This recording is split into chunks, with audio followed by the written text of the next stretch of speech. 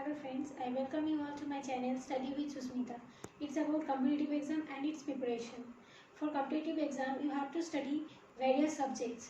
So today we will study mathematics. So let us start with the topics of mathematics. आज फिर से हम calendar ही करेंगे। ठीक है, कैलेंडर का एक टॉपिक फिर से करेंगे। तो क्या है, लास्ट डे हम जो किए थे उसमें हम जो कोड्स देखे थे वो मंथ्स का था। मंथ्स का कोड्स हम देखे थे, लेकिन सिर्फ तो मंथ से ही नहीं होता है कोई भी कैलेंडर, उसमें डेज होता है, सेंचुरीज होते हैं यानी कि साल होते हैं, और दिन भी होते हैं, संडे मंडे ऐसे करके होते हैं। तो देखिए संडे मंडे इसका कोड तो आपको याद रखना इजी है। जैसे कि हम लिख लिए संडे मंडे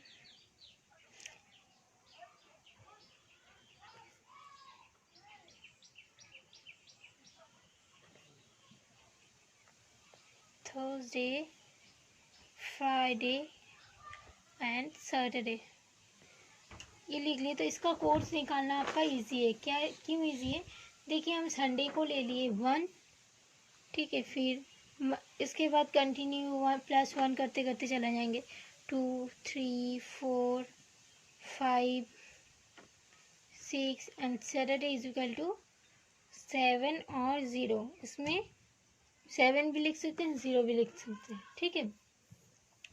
और अगर आपको सेंचुरी का कोड निकालना हो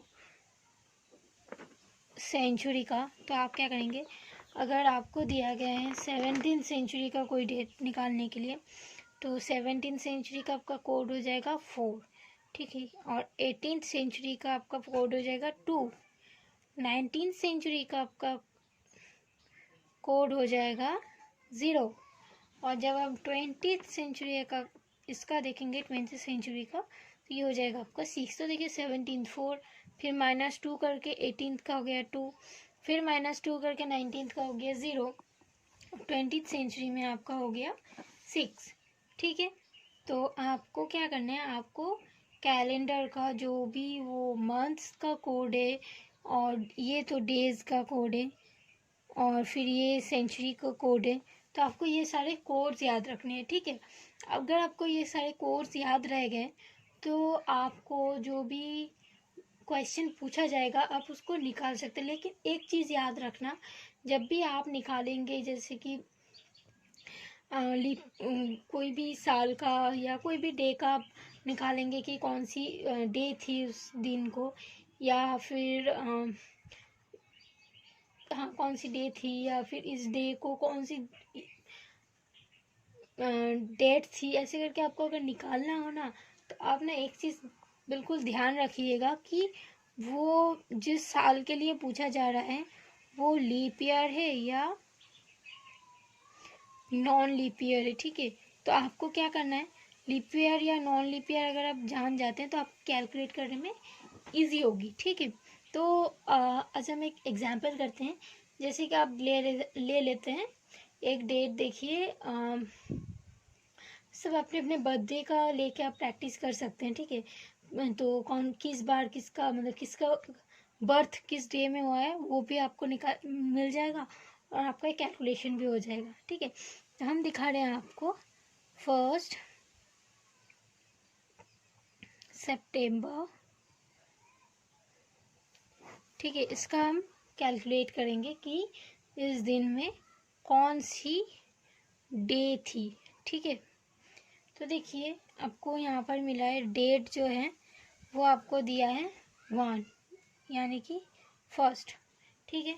फिर हम देखेंगे यहाँ पर क्या है सितंबर, तो सितंबर का मंथ कोड क्या है, तो उसमें हम देखे थे कि 12 स्क्वायर 0 5 स्क्वायर 0 6 स्क्वायर फिर 12 स्क्वायर +2। तो देखिए आपका सितंबर यानी कि 9th मंथ, तो 3 4 5 6 7 8 9, यानी सितंबर का आपका मंथ कोड है 6, ठीक है। तो यहाँ पर आप ले लिए मंथ कोड हो गया आपका 6, ठीक है। फिर देखिए सेंचुरी कोड लेंगे हम, ठीक है। सेंचुरी कोड तो कौन सी सेंचुरी है, 1997 यानी कि 19th सेंचुरी, मतलब ये 19th का है। तो अगर 19th का इस 19th का है तो इसमें क्या है, हमको यहाँ 0 है तो हम यहाँ पर भी 0 लिख लिए, ठीक है। फिर कौन सी है, फिर हमको देखना है कि इसमें साल कितने हैं, ठीक है, और लीप ईयर कितने हैं। तो देखिए 19th तो आपका 19th मतलब कि 1900 के बाद जो भी ईयर होगा तो इसके लिए आपको 1900 से 2000 तक का मतलब साल जो है उसके बीच जितने भी आएंगे सारे कोडेड एज ए 0 होगा सेंचुरी कोड, ठीक है। तो देखिए इसमें कितने साल है, यानी नंबर ऑफ ईयर्स कितने हैं। तो देखिए यहाँ पर 19 सेंचुरी 1900 तो हो गया, उसके बाद कितने हैं 97, तो इसमें ले लिया 97, ठीक है। फिर आपको हम लेंगे क्या, नंबर ऑफ लीप ईयर कितने हैं, नंबर ऑफ लीप ईयर। तो इसके लिए हमको क्या करना है, हमको इसको 4 से डिवाइड करना है। तो 97 को अगर हम 4 से डिवाइड करें तो होगा 24, फिर एक रिमाइंडर रह जाएगा, ठीक है। तो लीप ईयर हमारा मिल गया 24, ठीक है। ये 1997 नॉन लीप ईयर है। तो और तो इसके लिए सोचने का नहीं है बिल्कुल भी कि ये लीप ईयर या नॉन लीप ईयर है, क्योंकि यहाँ पर तो ये जनवरी या फरवरी नहीं है, इसीलिए मंथ कोड 6 तो एज यूजुअल रह जाएगा, लीप ईयर हो या ना हो।